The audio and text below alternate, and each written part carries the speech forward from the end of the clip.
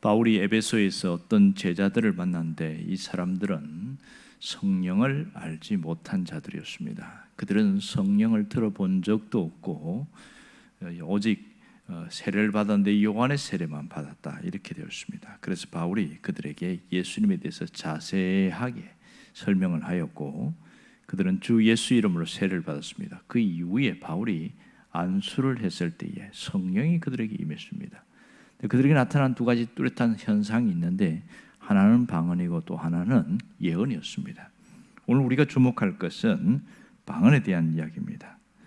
이 방언이라는 것은 영적인 무아지경 상태에서 나오는 이성으로 이해할 수 없는 천상의 말 이렇게 이해하고 있습니다. 그래서 방언은 그리스도인들이 자신에게 임하신 성령님이 계심을 가장 손쉽게 이해할 수 있는 것으로 우리가 알고 있지요. 특별히 자신의 의지와 상관없이 혀가 꼬여서 터져나오는 그 언어는 정말 성령이 임하셨구나 이렇게 이해할 수 있는 것입니다. 이 방언을 신비로운 현상으로 이해하기 때문에 또 2000년 전부터도 방언에 대한 부작용들이 계속 나타나고 있습니다. 어떤 그리스도인들은 방언을 자기 과시의 수단으로 삼고 또 서로 우열을 따지고 방언할 줄 모르는 사람들은 또 상대적으로 열등감을 느끼게 되는 그런 부작용들이 났습니다. 바울이 고린도에 써준 편지에 보면 14장에 보면 거의 한 장을 방언에 대해서 할애를 하고 있습니다. 거기 보면 고린도 교인들 안에 보면 방언을 통해서 자기를 과시하려는 사람들이 있었기 때문에 그걸 통해서 굉장한 부작용이 있어서 바울이 자세하게 이야기하면서 자신은 나는 다른 사람보다 더 많은 방언을 하는 것을 감사한다 이러면서 무슨 얘기했냐면 사람들 앞에서 알아들을 수 없는 방언 1만 마디 하는 것보다 자신이 깨달은 그 5마디 하는 것이 훨씬 더 이롭다 이렇게 이야기하면서 방언은 결코 자기 과시의 수단이나 교만의 대상이 될 수 없다는 것을 이야기를 합니다. 그러면서 참된 방언의 의미를 모르기 때문에 이러한 현상이 생긴다 그런 이야기를 하고 있습니다. 실제로 한국 교회에서도 이 방언에 대해서 부작용이 일어났는데 신비로운 외적 현상을 잘못 이해해서 방언을 받아야 성령을 받았다 이렇게까지 하는 그런 때도 있었습니다. 정말 이 방언은 참된 의미를 모르면 상당한 부작용을 일으키는 것이 사실입니다. 이 방언의 본래적인 의미가 무엇일까요? 이 성령의 은사, 하나님의 성령님의 선물인 이 방언이 처음 주어졌던 사도행전 2장으로 우리는 돌아가 봐야 됩니다. 오순절날 제자들이 기도할 때 성령님이 강력하게 임재했을 때 나타나는 현상이 첫 번째 현상은 방언이었습니다. 이 방언이 임할 때에 굉장한 일이 났는데 그래서 방언은 성령이 임하신 증거로 그렇게 표현되는 경우가 많습니다. 사도행전 2장 5절에서 13절을 보면 긴 내용이 나오는데 거기에 그 방언을 할 때에 당시에 모인 사람들에 대해서 자세하게 이야기를 합니다. 바데인과 메데인, 엘라멘, 메소포타미아인, 가파도기아, 본도, 아시아, 부르기아, 밤빌리아, 또 애국과 구레네, 리비아, 그레데, 아라비아, 로마 무려 한 16개 정도의 그 나라가 나오는데 그 지역에서 흩어져 있다가 유대 지역으로 예배하러 온 사람들을 바로 디아스포라라고 합니다. 이 디아스포라 유대인들이 분명히 자기 나라 말로 그 당시에 썼던 그 자기 지역에 있던 언어를 방언을 하는데 그렇게 들었다는 것입니다. 기가 막힌 것이지요. 현재 모국어는 그들이 쓰는 히브리어나 언어로 쓰는 히브리어였지만 말로 표현하는 것은 또 아람어였습니다. 서로가 다른 건데 그런데 각기 외국에서 살다 보니까 서로 언어가 다르단 말이에요. 그런데 한 번도 배운 적이 없는 이런 이 제자들이 방언을 하는데 외국어로 들리는 거예요. 자기 나라의 언어로 들렸다는 것이 굉장한 신기입니다. 이 언어는 다르면 소통이 안 됩니다. 소통이 안 된다는 것은 표현 방식과 사고 방식, 이해 방식이 모두 다르기 때문에 서로를 이해할 수 없는데 이 갈릴리 출신 이 제자들이 이 방언을 했다는 것은 말도 안 되는 그 외국에 살다 온 사람들과 소통이 시작되었다. 이게 방언의 출발이었습니다. 거대한 언어의 장벽을 뚫고서 복음이 방언을 통해서 전달되는 놀라운 일들이 거기서 나타나고 있었습니다. 그러므로 방언의 참된 의미는 각각 다른 나라 사람들, 다른 언어로 사용되는 사람들 간에 서로 대화가 되는 소통의 시작이었다. 이게 방언이 처음 시작된 겁니다.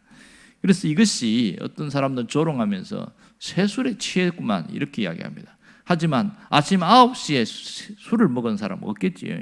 베드로는 이 사람들이 세술에 취한 것이 아니고 성령님이 임재하신 증거로 나타난다고 하면서 요엘서 2장의 예언을 분명히 이야기합니다. 요엘서 2장에 보면 성령이 임하실 때 보면 여러 가지 징조들이 나타날 것인데 자녀들이 예언할 것이고 그 다음에 젊은이들은 환상을 보고 늙은이는 꿈을 꾸고 이런 그 다음에 해와 달과 기이한 징조가 일어날 것이다. 사실은 이 오순절이라 그런 기이한 현상들은 아무것도 없었습니다. 그런데 초자연적인 현상과 상관없이 요엘서의 예언이 이루어졌다 하는 것은 바로 방언이었습니다. 소통이 되지 않는 사람들끼리 사이에서 서로가 대화가 되었던 이 방언은 확실히 하나님의 예언의 성취였던 것을 알 수가 있습니다. 그러므로 이 성령 안에서 사는 그리스도인들, 내가 성령 안에서 살아간다는 것은 서로 각각 자신의 삶이 새로워졌다는 것을 이야기하는 것이 첫 번째고요. 또 하나는 다른 사람과의 관계가 새로워진다는 것을 의미하기도 합니다.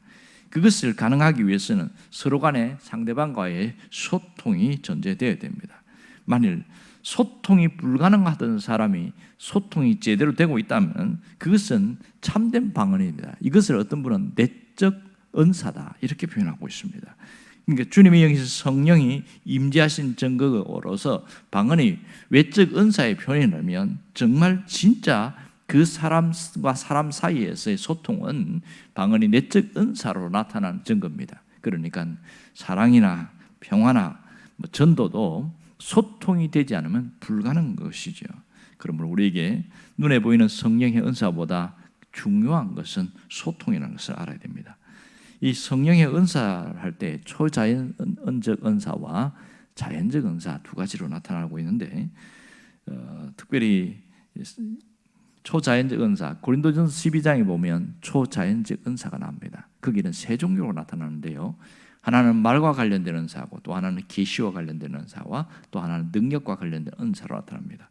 말과 관련된 것은 방언, 통역, 예언 이런 것이죠. 그리고 계시와 관련된 은사는 지식의 말씀, 지혜의 말씀, 영들을 분별한 영분별 이 세 가지입니다. 그리고 능력과 관련된 은사는 기적을 행하는 것, 그 다음에 특별한 믿음의 은사, 그 다음에 병 고치는 치유의 은사 이것이 이렇게 구분됩니다. 그러니까 여기서 방언은 말과 관련된 은사인 것이 분명합니다. 이러한 것을 특별히 주의할 것은 외적인 은사는 반드시 내적 은사로 승화되어야 한다는 사실입니다. 이 외적 은사인 방언은 평소 대화가 되지 않는 사람이 방언을 받았기 때문에 다른 사람과 대화를 하고 평소 저 사람하고 등 돌렸던 사람이 방언을 했다면 내적 은사가 승화되어지면 그 사람과 찾아간다는 거예요. 이것이 놀라운 특징인 것을 알 수 있습니다. 그러나 이것을 모르는 사람들은 마치 방언을 자기 과시의 수단, 자기의 특별함의 수단으로 교만에 빠지는 경우가 많습니다. 오히려 소통으로 주어진 이 방언의 내적 은사를 무시하는 것이지요. 그러나 진정한 방언의 의미를 아는 사람은 관계의 폭과 깊이와 넓이가 훨씬 달라지는 것을 알 수 있습니다. 오늘 이 어떤 제자들에게 임한 이 방언은 방언의 절대적인 의미를 가진 진정한 방언의 의미를 가졌습니다. 만일 그렇지 않았다면 고린도 교회에 있었던 것처럼 방언 때문에 자기 과시의 모습으로 나타났을 것이지요. 그렇다면 방언은 오히려 없는 것만 못한 것입니다. 분명한 것은 오순절날 임했던 그 제자들처럼 이들에게도 동일하게 방언의 본래적 의미가 그들에게 나타났음을 알 수 있습니다. 그럼 우리가 기억할 것은 은사를 받는 것보다 더 중요한 것은 은사의 사용입니다. 은사의 사용. 다시 말해서 방언은 내적 은사로 소통이라는 것을 기억해야 됩니다. 여러분, 한 지붕 아래 살면서도 소통되지 않는 사람들이 있습니다. 같은 교회 다니면서도 소통이 되지 않고 말을 하지 않는 사람들도 있습니다. 같은 직장에 있으면서도 소통이 되지 않는 사람들이 정말 많습니다. 우리 주변에는 비일비재하게 있습니다. 왜 그럴까요? 한국어라는 같은 단어를 쓰지만 같은 언어에서 서로 각기 다른 언어를 사용하기 때문에 나타나는 겁니다. 상대방의 말을 들으려고 하지 않기 때문에 같은 모국어를 사용해도 소통이 되지 않는 것이지요. 그러나 방언은 내적 은사로서 모든 상대방과의 소통케 하는 능력이다. 이것을 알 수 있습니다. 만일 대화가 통하지 않는 사람께 평생 그렇게 입을 다물고 있다면 우리는 깊이 한번 돌아보아야 하겠지요. 지금은 있는지 모르겠는데 오래전에 부산의 어느 큰 갤러리 안에 벽 전체에 낙서와 같은 그런 여러 가지 그런 갤러리 안에 쓰였는데 그 낙서처럼 되어 있는 큰 안에 이런 글씨가 있었어요. 목마른 자가 우물을 파고 돈 많은 자가 우물을 사고 돈 많은 자가 생수를 팔고 목마른 자가 생수를 사려고 일을 한다네. 다시 얘기하는 겁니다. 목마른 자가 우물을 파고 또 돈 많은 자가 우물을 산다.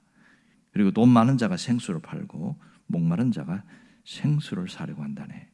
이것은 우리의 현실을 보여주는 그런 모습이라고 할 수 있겠죠. 사람들은 기회가 닿으면 돈이 되는 곳에 모든 것을 투자하려고 하고 돈이 지배하는 세상에 살고 있습니다. 그것이 우물로 표현된 것이죠. 우물을 독점하려고 하는 그런 거래나 그런 언어 속에는 서로 소통이라는 것은 없습니다. 오로지 돈만 다 돌아다닐 뿐입니다. 이것이 우리의 현실이라면, 그러나 신앙인들은 뭔가 조금 달라야 한다는 것을, 그것입니다. 그 뭐냐? 청지기의 삶입니다. 이 우물이라는 것은 하나님이 주신 재능일 수도 있고 하나님이 주신 특별한 것인데, 그것이 주님의 선한 청지기로 살아가는 사람은 정말 다릅니다. 그것이 돈으로 보이는 것이 아니라 소통의 대상으로 보이기 때문에 그렇습니다. 지금도 어떤 우물이나 생수로 대변되는 그것이 물질이, 그것이 모든 사람들을 장악하고 상대방과의 단절과 그런 어려움을 주는 그런 세상 속에서 그리스도인은 오히려 선한 청지기가 될 때에 그것이 소통의 언어가 될 수 있다는 겁니다. 그러므로 그리스도인에게는 맡겨진 우물의 청지기가 되어야 된다. 그것을 우리가 깊이 생각해야 되는 것이죠. 우리에게 하나님은 어떤 사람은 방언을 받는 사람도 있고 어떤 사람은 방언을 못 받는 사람도 있습니다. 정작 중요한 것은 외적인 은사로 나타나는 방언을 받았느냐 못 받았느냐, 그보다 더 중요한 것은 내적 은사입니다. 그것은 소통이라는 것이죠. 여러분, 사람 간에 소통이 되지 않는다면 그것은 은사를 받지 않으면 못하다는 사실입니다. 오늘 우리가 주님이 우리 안에 계시고 또 주님을 주인으로 삼고 살아간다면 우리 안에서 막혀있는 것들이 서로 뚫어지는 대화가 되는 그런 소통이 이루어져야 됩니다. 그럴 때에 하나님이 내게 맡겨주신 그것을 사용하여 모든 것이 청지기로 쓰임받는, 다 이렇게 할 수 있는 것이죠. 오늘 우리가 하나님 앞에서 또 어떤 자로 살아가야 될지를 깊이 묵상할 수 있어야 합니다. 그럴 때 우리는 더욱더 성숙한 그리스도인으로 거듭날 수 있습니다. 여러분이 그런 사람 되기를 주의 이름으로 축원합니다. 기도하겠습니다.